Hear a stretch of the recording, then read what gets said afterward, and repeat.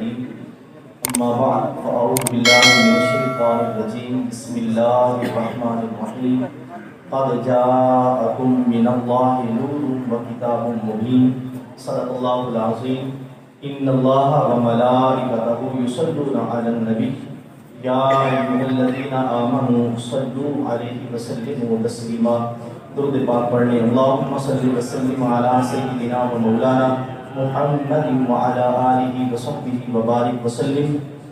کوئی زبان خاموش نہ رہے. الصلاۃ والسلام علیک یا سیدی یا رسول اللہ وعلى آلک واصحابک یا سیدی یا حبیب اللہ. فلک کے نظاروں، زمین کی بہاروں، سب عیدیں مناؤ حضور آ گئے. فلک کے نظاروں، زمین کی بہاروں، سب عیدیں مناؤ حضور آ گئے ہیں. اٹھو غم کے مارو چلو بے سہارو، اٹھو غم کے مارو چلو بے سہارو. یہ خبر سناؤ حضور آ گئے، یہ خبر سناؤ حضور آ گئے ہیں. اور نور ازلی چم گیا، غائب اندھیرا ہو گیا. نور ازلی چم گیا، غائب اندھیرا ہو گیا. کملی والا آ گیا، تھاں تھاں سویرا ہو گیا. آج کی اس خوبصورت بزم کے روح رواں، زینت مسند صدارت، ہمارے دلوں کی دھڑکن، یادگار اسلاف، پیکر اخلاص، جناب پیر طریقت رہبر شریعت حضرت خواجہ پیر صوفی محمد اسلم صاحب نقشبندی حبیبی سعیدی زید مجدہ، اور اس بابرکت محفل میں دور و نزدیک سے تشریف لانے والے جملہ احباب گرامی قدر، مختصر سی حاضری. قرآن مجید فرقان حمید اللہ رب العزت کی نازل کرتا کتاب ہے. 6236 آیات پر مشتمل یہ صحیفہ انقلاب. اس کی 500 آیات احکام شریعہ کے متعلق، جس میں نماز، روزہ، حج، زکوٰۃ، یہ مسائل بیان کیے گئے ہیں. لیکن باقی سینکڑوں آیات طیبات جن میں نماز، روزہ، حج، زکوٰۃ کا ذکر نہیں، وہ موضوع جس پر میرے دوست فاضل نوجوان محترم مفتی صاحب بخاری شریف کی حدیث پاک کے حوالے سے ہماری توجہ دلا رہے تھے، اس طرح کا ایک طبقہ عام سادہ لوگ دوستوں کو آؤ دین کی بات کریں یہ عنوان دے کر اپنی طرف متوجہ کرتا ہے. لیکن جب ان کی بات شروع ہوتی ہے تو نماز سے ختم ہوتی ہے تو نماز پہ وہ اپنے نصاب کو مرتب کرتے ہیں تو وہاں بھی فضائل درود کو مناسب نہیں سمجھتے اس کے اندر شامل رکھنا. میں عرض کرنا چاہوں گا بڑے ہی معتبر انداز سے آپ کو ایک دستک دے رہا ہوں کہ رب تعالیٰ نے 500 آیات نماز، روزہ، حج، زکوٰۃ کے متعلق نازل فرمائی. اگر فقط یہ عبادات ہی پورا دین ہوتی تو پھر 6236 آیات ساری کی ساری سورت فاتحہ سے لے کر سورۃ الناس تک پورا قرآن عبادات کے اوپر مشتمل ہوتا. لیکن ایسا نہیں، صرف 500 آیات میں عبادات کا، احکام شریعت کا ذکر ہے. باقی سینکڑوں آیات میں ہمیں کہیں اللہ اپنے انبیاء کا تذکرہ بیان کرتے ہوئے نظر آتا ہے، کہیں اولیاء کا ذکر نظر آتا ہے، کہیں اپنے پیارے محبوب صلی اللہ علیہ وسلم کے مبارک جمال کو بیان کرتا نظر آتا ہے. پتہ چلا کہ فقط نماز، روزہ، حج، زکوٰۃ ہی دین نہیں ہے، یہ دین ہے مگر انبیاء کا ذکر کرنا بھی دین ہے، سرکار کا میلاد منانا بھی دین ہے. وہ آیت طیبہ کا کچھ حصہ جو میں نے پڑھا، میرا رب ارشاد فرماتا ہے قد جاءکم من اللہ نور و کتاب مبین. لوگوں بے شک تحقیق آ گیا تمہارے پاس اللہ کی طرف سے ایک نور اور روشن کتاب. اب یہاں بڑے ہی سادہ انداز، سلیس طریقے سے سمجھانے کی کوشش کروں گا. لوگ اختلافی مباحث کے اندر الجھ جاتے ہیں اور انہیں خبر نہیں ہوتی کہ ہم یہ جو بحث کر رہے ہیں اس کی حقیقت کیا ہے، لب لبات کیا कहूँगा कि रब्बे कायनात ने अपने प्यारे महबूब सल्लल्लाहु अलैहि वसल्लम को नूर भी बनाया है, सय्यदुल बशर भी बनाया है। नूर की दो किस्में हुआ करती हैं, तवज्जो कीजिएगा, आप अपने अकीदे को भी मजबूत करेंगे और इंशाअल्लाह हुजूर के जिक्र का सदका अपने ईमान को भी ताज़ा करेंगे। उलमा फरमाते हैं नूर दो तरह का होता है, एक को नूर हिस्सी कहते हैं, दूसरे को नूर मानवी कहते हैं। नूर हिस्सी क्या होता है? जो इन ज़ाहिरी आंखों के साथ नूर नजर आता है, रोशनी नजर आती है, इसे नूर हिस्सी कहते हैं। जो इन हवासे खमसा से ताल्लुक रखने वाली इस हिस्से बसारत से नजर आता हो, जैसे सूरज है इस वक्त तुलू है, आब से चमक रहा है, उसकी रोशनी हमें नजर आ रही है, तो सूरज नूर है। सूरज क्या है? नूर है। रात को चांद चमकता है, उसकी भी रोशनी नजर आती है, वो भी नूर है। तारे दमकते हैं, उनका भी वो दमक नजर आती है, वो भी नूर है। रात को कुमकुमे लाइटें बल्ब चराग हम जलाते हैं, वो भी रोशनी देते हैं, वो भी नूर है। इसे नूर हिस्सी कहते हैं। और दूसरा नूर मानवी होता है, जो नजर तो नहीं आता लेकिन अपना असर रखता है। मसलन अल इल्म नूर, मेरे आका ने फरमाया इल्म नूर है। इल्म बोलिए क्या है? नूर है, पर इल्म नजर नहीं आता। अक्ल नूर, अक्ल जो अल्लाह ने हमें अता फरमाई ये भी नूर है, पर नजर नहीं आती। दीन नूर है, कुरान नूर है, ये असर रखते हैं पर नजर नहीं आते। अब आइए अल्लाह करीम फरमाते हैं कद जाअकुम मिनल्लाहि नूरुन व किताबुम मुबीन। लोगों मैंने आपको एक नूर भी अता फरमाया है, रोशन किताब भी अता फरमाई है। मुफस्सिरीन किराम फरमाते हैं इस नूर से मुराद शाह खूबा, वाली दो जहां, सयाह लामकान, निज्जर ताबा, ततिम्मा दौरा, जनाब अहमद मुज्तबा मुहम्मद मुस्तफा सल्लल्लाहु अलैहि वसल्लम की ज़ात गिरामी है। अल्लाह करीम ने अपने महबूब को नूर बनाया, नूर हिस्से भी अता फरमाया, नूर मानवी भी अता फरमाया। कुछ लोग इख्तलाफ करते हैं, वे नूर हिस्सी नहीं मानते, नूर मानवी मानते हैं। हाँ, हम अहादीस के अंदर जब गौर करते हैं हमें ये नजर आता है कभी कभार मेरे और आपके करीम आका अलैहिस्सलातु व तस्लीम की ज़ात वाला सिफात से नूर हिस्सी का भी इज़हार होता रहा है। हज़रत मौला अली रज़ियल्लाहु ताला अन्हु बयान करते हैं काना इज़ा तकल्लमा रुइया कन्नूर यख़रुजु मिन सनाया। मौला अली फरमाते हैं लोगों पूछते हो ना मेरे आका की शान क्या है, हम हुजूर की मजलिस में बैठा करते थे, मेरे आका जब कलाम फरमाया करते थे, मुबारक मोती अपने गुलामों को अता किया करते थे। काना इज़ा तकल्लमा रुइया कन्नूर यख़रुजु मिन सनाया। सामने वाले दो दंदान इन्हें सनाया कहते हैं। मेरे रब ने अपने प्यारे महबूब सल्लल्लाहु अलैहि वसल्लम को हुस्न व जमाल अता फरमाया। सामने वाले दो दंदान मुबारक के हल्का सा गैप और वक्फा रखा जो देखने से हसीन लगता था। मौला अली फरमाते हैं हुजूर कलाम करते, हम गुफ्तगू भी सुनते पर अपनी आंखों से ये मुशाहदा करते, हुजूर बोलते थे, सामने वाले दोनों दंदान मुबारक से नूर निकला करता था। आइए सय्यदा अम्मा आमिना की तरफ जाते हैं। आप फरमाती हैं लोगों जब मेरे घर 12 रबीउल अव्वल शरीफ की रात मेरे महबूब उनका तवल्लुद होता है, उनकी विलादत होती है, तो क्या होता है? खारजा मिन्नी नूर, मैंने अपनी आंखों से देखा मेरे आंगन में एक नूर जाहिर होता है। वो ऐसा नूर, उसकी ऐसी रोशनी कि मैं मक्का के अंदर अपने हुजरे में आराम फरमा होकर मुल्क शाम के महल्लात को आंखों से देख लेती हूँ। ये नूर हिस्सी है जिसका इजहार हुजूर कभी कभी फरमा लिया करते थे। जैसे नतीब महफिल मोहतरम मुफ्ती साहब अम्मा सय्यदा हलीमा का जिक्र कर रहे थे, तब सय्यदा हलीमा सादिया रज़ियल्लाहु ताला अन्हा हुजूर को अपने घर ले जाती हैं, तो उस दौर में चिराग जलाया करते थे लोग, तेल और चिराग के अंदर तेल को इस्तेमाल किया करते थे।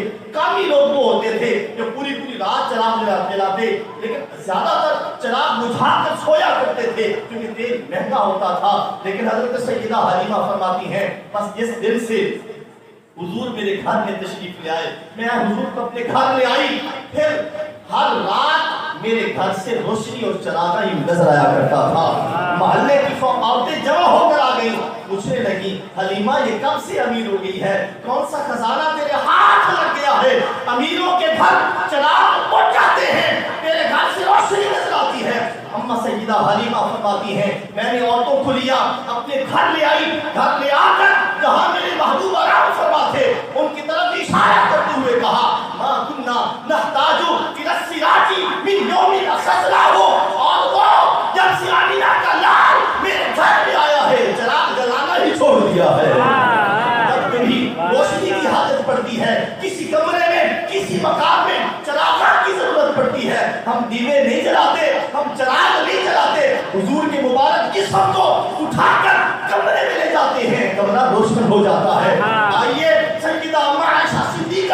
اللہ تعالیٰ عنہ کی روایت کو سنیے، ایمان کو تازہ کیجئے۔ اللہ نے اپنے محبوب کو نور حسی عطا فرمایا جس کا اظہار اس انداز میں ہوتا ہے۔ اما عائشہ صدیقہ فرماتی ہیں ایک رات میں کپڑے سی رہی تھی، سیتے سیتے میرے ہاتھ سے سوئی گر جاتی ہے، چراغ بجھ جاتا ہے، اندھیرا ہے، سوئی کو تلاش کرتی ہوں پر سوئی ملتی نہیں، بس اسی تلاش کے اندر تھی کہ تھوڑی ہی دیر بعد والضحیٰ کے مخرے والے پاک محبوب صلی اللہ علیہ وسلم تشریف لاتے ہیں۔ آپ فرماتی ہیں حضور کے آنے کی برکت سے آپ کے مبارک رخ انور سے ایسا نور نکلتا ہے فتبینت الامرأۃ بشعاع نور وجہہ، حضور کے مبارک چہرے کے نور کی شعاع سے گم شدہ سوئی بھی نظر آ جاتی ہے۔ گویا اللہ نے اپنے محبوب کو نور حسی بھی عطا فرمایا جس کا اظہار کبھی کبھار ہوتا تھا، اور نور مانوی یہ جو نظر نہیں آتا اثر رکھتا ہے، کایا پلٹ دیتا ہے، تقدیر بدل دیتا ہے، حالات کو بدل دیتا ہے، جس کا اظہار اس انداز میں بھی کیا گیا، نور ازلی چمک گیا، غائب اندھیرا ہو گیا۔ وہ اندھیرا کیا تھا؟ کیا رات کی تاریکی والا اندھیرا؟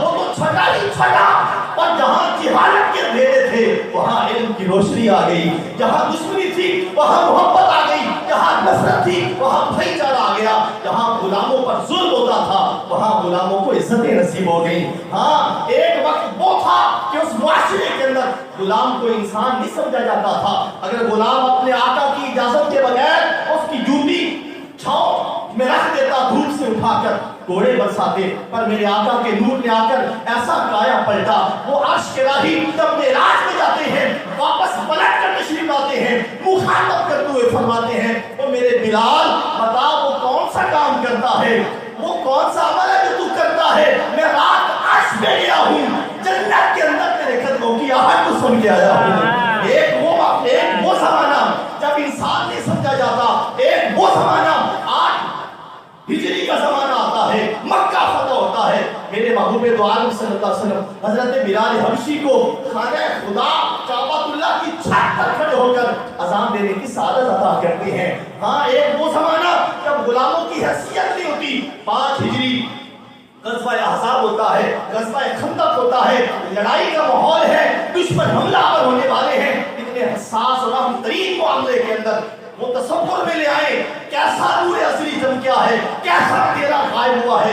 میرے آقا صحابہ کو بلاتے ہیں، ان صحابہ میں حضرت سلمان فارسی جو غلام بن کر آئے تھے ان کو بھی شامل کرتے ہیں۔ فرمایا سارے تم مشورہ دو، اے سلمان تم بھی مجھے مشورہ دو، ہمیں کیا کرنا چاہیے۔ وہ سلمان جن سے جب کوئی پوچھتا تھا بتا سلمان تیرا تعارف کیا ہے، تیرے باپ کا نام کیا ہے، تیرے دادا کا نام کیا ہے، تیرے اسلاف کا نام کیا ہے، وہ سلمان جو دین کی قدر کو جانتے تھے جواب دیتے ہوئے چیخ کر بہت کر کہتے تھے لوگوں میرا تعارف پوچھتے ہو تو تعارف یہ ہے سلمان ابن اسلام ابن اسلام ابن اسلام، سلمان بیٹا اسلام کا، اسلام بیٹا اسلام کا، اسلام بیٹا اسلام کا، میرا باپ اور کوئی نہیں ہے، میں تو ہمیشہ سے اسلام کا بیٹا چلا آ رہا ہوں۔ غزوہ خندق پہ حضور جب رائے لیتے ہیں، مشورہ لیتے ہیں تو اس کیبنٹ کے اندر حضرت سلمان فارسی خندق کھودنے کا مشورہ دیتے ہیں۔ میرے آقا غلاموں کو عزتیں عطا کر رہے ہیں، وہ دور جس دور میں یتیموں کو دھکے دیے جاتے تھے، وہ دور جس میں یتیموں کے ساتھ بڑا ناروا سلوک کیا جاتا تھا، سورۃ الماعون ان کی کیفیت کو بیان کرتا ہے۔ ارائیت الذی یکذب بالدین فذلک الذی یدعو الیتیم، اے محبوب کیا نہیں دیکھا ان لوگوں کو جو دین کو قیامت کے دن کو جھٹلاتے ہیں، پہلا گناہ ان کا کیا ہے، پہلا عیب ان کا کیا ہے، فذلک الذی یدعو الیتیم، وہ یتیم کو دھکے دیتے ہیں۔ پر میرے آقا تشریف لائے، آپ نے آ کے کایا پلٹ دی، نور مانوی نے آ کر ایسا ماحول کو بدلا کہ عرب کا ماحول ہے، مکہ کی دھرتی ہے، میرے آقا اعلان نبوت فرما چکے ہیں، اور اس ماحول کے اندر ایک رسم یہ بھی تھی جو عورت بیوہ ہو جاتی، جس کا خاوند فوت ہو جاتا اسے منحوس سمجھتے تھے، اس کو وہ اپنے سامنے نہیں لے آتے تھے، 1 سال پورا بند کمرے کے اندر اسے قید کر دیا جاتا تھا۔ وہ یہ سمجھتے تھے یہ منحوس ہے، اس کی وجہ سے اس کا خاوند فوت ہوا، اب جو بھی سے ملے گا اس کی نحوست اس کے اوپر بھی آ جائے گی۔ ہاں اس معاشرے کے اندر یہ ظلم تھا، ایک عورت ہے بیوہ ہو گئی، اس کا ایک بیٹا ہے جو یتیم ہو جاتا ہے، ان کی رسم کے مطابق ابھی وہ بے دین ہے، اسی ساتھ کا اپنے آباء و اجداد کے دین کے کے اوپر ہے, اسی بت پرستی کے دین کے اوپر ہے, کمرے میں بند کر دیا جاتا ہے. وہ پورا سال کمرے میں بند رہتی, وہی کھاتی, وہی پیتی اور وہی اپنے قضاء حاجت کے معاملات کیا کرتی, اور سال بعد جب نکلنے لگتی, دیکھیے صفاقیت کا عالم کیا ہوتا. اس کے دامن کے اندر اونٹ کی لید وغیرہ خلاصت ڈال دیتے, اور وہ عورت باہر نکل کر اونٹ کی لید اٹھا کر لوگوں پر پھینک دی. یہ اعلان ہوتا, میں نے 1 سال غربت کا گزار لیا ہے. اس زمانے کے اندر بیوہ خواتین کے ساتھ یہ سلوک ہوتا تھا. میرے آقا اعلان نبوت فرما چکے ہیں, وہ بیوہ عورت 1 سال اپنا پیریڈ گزار رہی ہے, کچھ مہینے گزرتے ہیں, اس عورت کے کپڑے خستہ ہو جاتے ہیں, جسم سے کپڑے پھٹنا شروع ہو جاتے ہیں. یتیم بچہ ہے, ماں کی حالت دیکھتا ہے, اس کا جو جگر ہے اور کلیجہ ہے منہ میں آ جاتا ہے. کہتا ہے ماں کیا یہ بھی زمانہ ہم نے دیکھنا تھا, کیا ہوا, میرا باپ مر گیا, میں تو موجود ہوں, میرے ہوتے تیرا جسم ننگا نہیں ہوگا, میں کہیں نہ کہیں سے بھیک بھی مانگ کر تیرے کپڑے لے کر آؤں گا. ماں نے کہا بیٹا یہ سماج بڑا ظالم ہے, یہ بڑے سخت دل ہیں, کوئی ترس نہیں کھائے گا. کہتا ہے ماں اور کوئی کھائے نہ کھائے, اپنے چچا کے در پر جاتا ہوں, اس کے دروازے پہ دستک دوں گا, اس کی وراثت میں ہمارا حصہ ہے, وہ ضرور ترس کھائے گا. بیٹا نہیں کھائے گا, لیکن بچہ ہے, بیٹا ہے, ماں کی محبت مجبور کرتی ہے, وہ قدموں سے چلتا ہے, چچا کے دروازے پہ دستک دیتا ہے. اندر سے آواز آتی ہے, کون ہے, یہ اپنا نام بتاتا ہے. وہ اس کے کزن چچا زاد بھائی, نام سنتے ہی واپس پلٹ جاتے ہیں, کیونکہ گھر میں بتایا گیا تھا یتیم کو متھے نہیں لگانا, یتیم سے ملنا نہیں, تم بھی منحوس ہو جاؤ گے. جا کے باپ کو بتایا ہمارا کزن آیا ہے, وہ فلاں یتیم منحوس آیا ہے. اس نے کہا تم نہ ملو, میں جا کر ملتا ہوں. حضرات محترم, آج ہم میلاد کیوں نہ منائیں, آج ہم خوشی کا اظہار کیوں نہ کریں. کایا پلٹی, حالات بدلے. وہ چچا باہر آتا ہے, آ کر پوچھتا ہے کیا کام ہے, رو کے کہتا ہے چچا تو میرے باپ کی جگہ ہے, میری ماں بیوہ ہو گئی اور کچھ نہیں مانگتا, خدا کے نام پہ ایک کپڑے کا ٹکڑا تو دے دو, میں اپنے ماں کے ننگے جسم کو ڈھانپنا چاہتا ہوں. قرآن اس کی منظر کشی کرتا ہے, فذالک الذی یدعو الیتیم. یہ کوئی مفروضہ نہیں ہے, یہ ویسے کوئی ہوائی کلام نہیں ہے, یہ حقیقت ہے. دھکے دیتا ہے, چچا ہو کر سینے سے لگانے کی بجائے دھتکار دیتا ہے, جا تو منحوس, میری ماں منحوس, اس بات سے تجھے کچھ نہیں ملے گا. اب یہ بچہ نا امید ہو کے روتا روتا پلٹتا آ رہا ہے. لوگوں آج کیوں نہ جھومے, آج کیوں نہ خوشیاں منائیں. اس جگہ ملی تو آقا کے دم کلک سے, باہر آئی تو حضور کی ولادت سے. روتا روتا پلٹتا ہے, رستے میں ایک شخص ملتا ہے, بیٹا کیوں رو رہا ہے, بس آج آخری امید تھی, دم توڑ گئی ہے, میری ماں کے جسم سے کپڑے پھٹ گئے ہیں, ایک کپڑا لینے کے لیے چچا کے دروازے پہ گیا تھا, جو اپنا خونی رشتہ رکھتا تھا, دین بھی ہمارا رکھتا تھا, پر اس نے دھتکار دیا ہے. اب کس در پہ جاؤں, اپنے ماں کے بدن کو کیسے ڈھانپوں. اس نے کہا بچے رو نا, رو نا, نا امید نہ ہو, تو نے اپنے سارے در دیکھ لیے ہیں, کہیں سے تجھے خیرات نہیں ملی. ایک ایسا در بتاتا ہوں جہاں مانگنے سے سوا ملتا ہے, مانگنے سے سوا ملتا ہے. بتا جلدی کر وہ کون ہے جو میری یہاں آج دستگیری کرے گا. اس نے کہا جا صحن کعبہ میں چلے جا, صحن کعبہ میں جائے گا نا تو وہاں ایک شخص موجود ہوگا جس کو لوگ محمد کے نام سے جانتے ہیں, جس نے نئے دین کا, دین اسلام کا دعویٰ فرمایا ہے, آخری نبی ہونے کا اعلان کیا ہے. لوگ تو دشمن ہو چکے ہیں, پر ہے وہ بہت عظیم انسان, جا تیری مراد پوری ہوگی. بچے نے کہا جانے سے پہلے ماں سے پوچھوں گا. دوستو وہ بچہ ماں کے پاس جاتا ہے, اماں چچا نے دھتکار دیا ہے, پر ایک بندے نے ایک حل بتایا ہے, ایک در بتایا ہے, صحن کعبہ میں جناب محمد صلی اللہ علیہ وسلم کا نام بتایا ہے, کیا چلا جاؤں کپڑا لے آؤں. ماں نے کہا بیٹا سنا تو یہی ہے کہ وہ مرادیں پوری کرتا ہے, وہ نبیوں میں رحمت لقب پانے والا, مرادیں غریبوں کی پر لانے والا. ہاں ہاں ساتھ یہ بھی سنا ہے جو اس کے پاس جاتا ہے اسی کا ہو کے رہ جاتا ہے, اسی کا غلام بن جاتا ہے, انہی کا دین قبول کر لیتا ہے. بیٹا جا صحیح, پر یہ کہنا کہ میں آپ کا دین قبول نہیں کروں گا.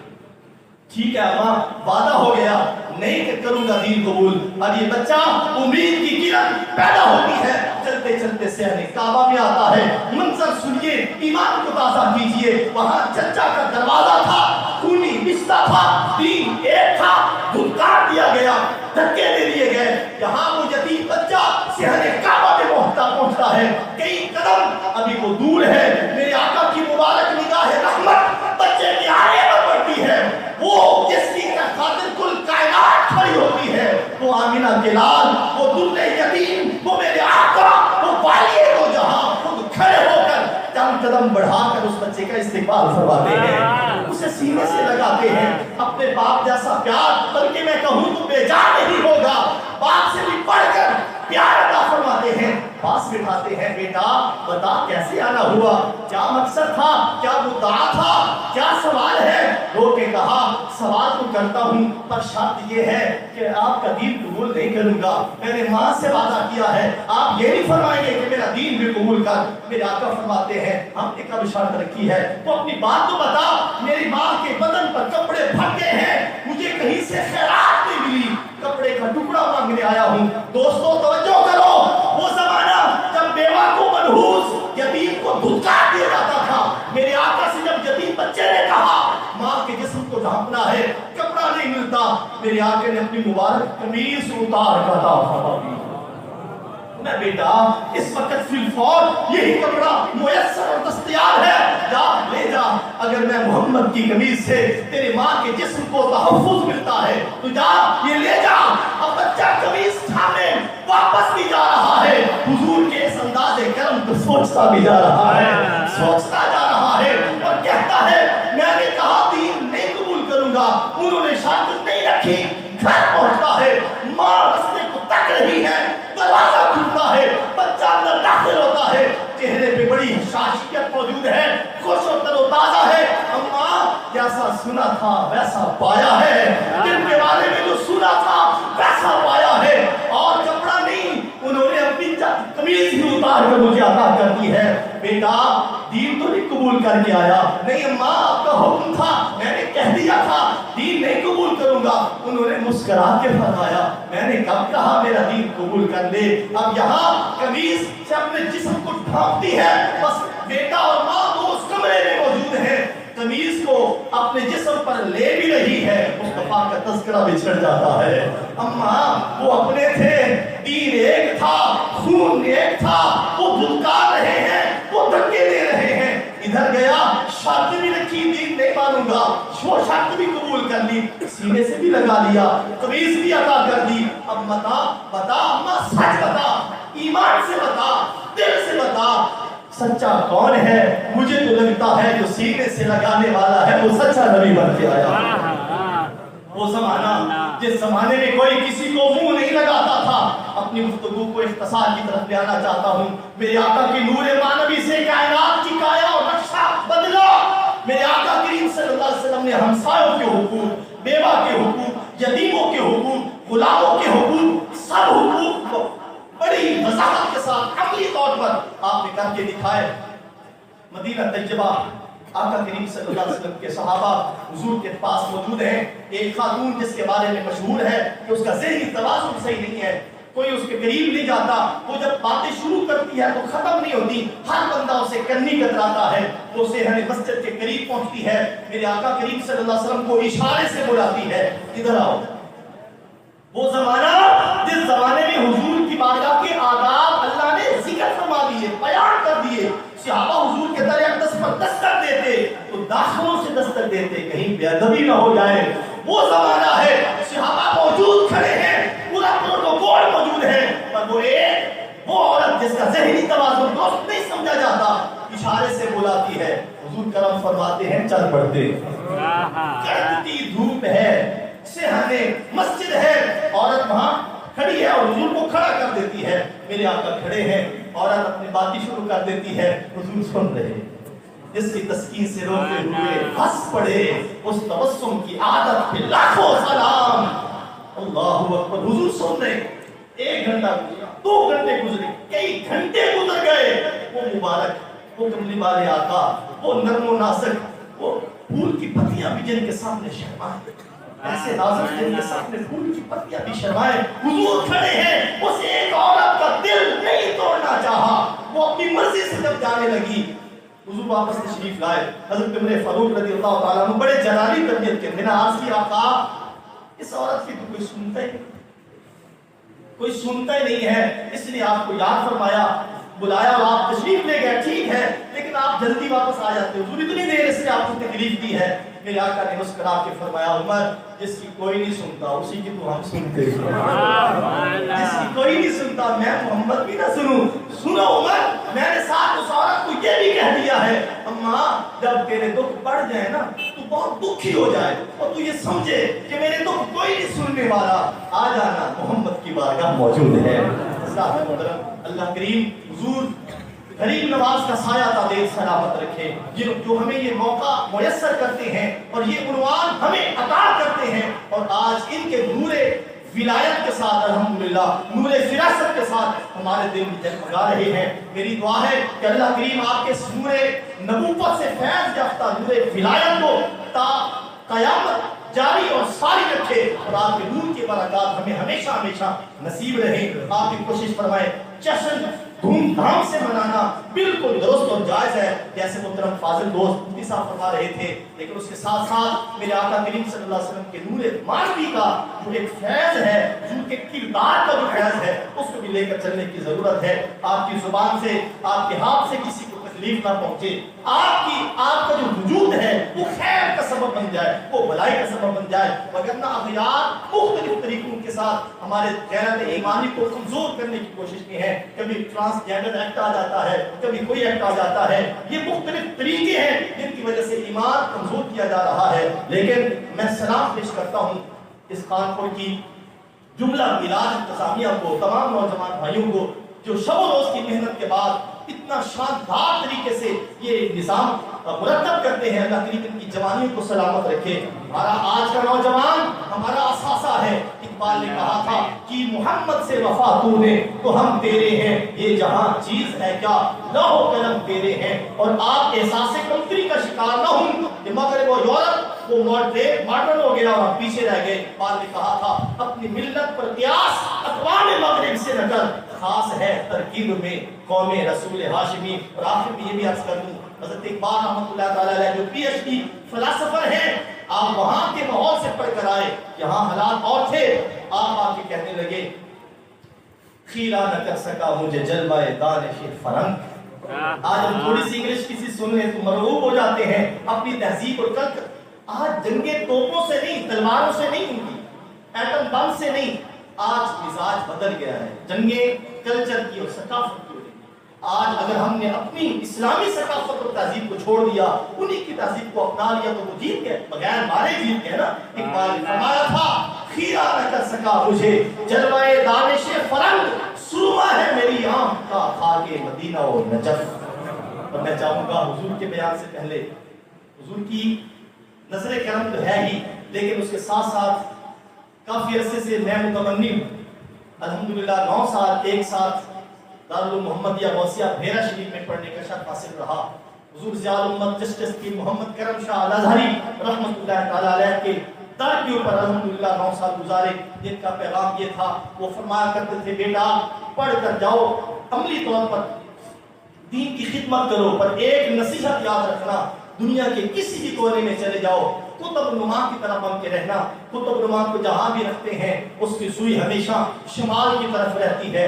دنیا کی کسی بھی کونے میں اگر تم جا کر دین کی خدمت کر رہے ہو، تمہارے دل کی سوئی گنبد خضرا کی طرف رہنی چاہیے۔ میری مراد حضور صاحب شان جناب پیر طریقت صاحبزادہ محمد رفیع اللہ خان صاحب، ان کی خدمت میں عرض کروں گا چند کلمات ضرور ارشاد فرمائیں تاکہ ہمارا جو دل ہے وہ خوش ہو جائے اور آپ کی آواز سن کر ہم اپنی سماعت کو بھی منور اور معطر کر سکیں۔ نعرہ تکبیر، نعرہ رسالت۔ اچھا، یہ کافی سارا اصرار کے بعد آپ نے کرم فرمایا ہے، میں آپ کا شکر گزار بھی ہوں، اور یہ امید رکھتا ہوں کہ انشاءاللہ یہ ہماری سنگت اور نسبت انشاءاللہ حضور ضرور کرم فرمائیں گے، بعد از موت بھی ہمیں ضرور اپنے دامن کے ساتھ جوڑے رکھیں گے۔ آمین وما نعرہ تکبیر، نعرہ رسالت، نعرہ خلافت، نعرہ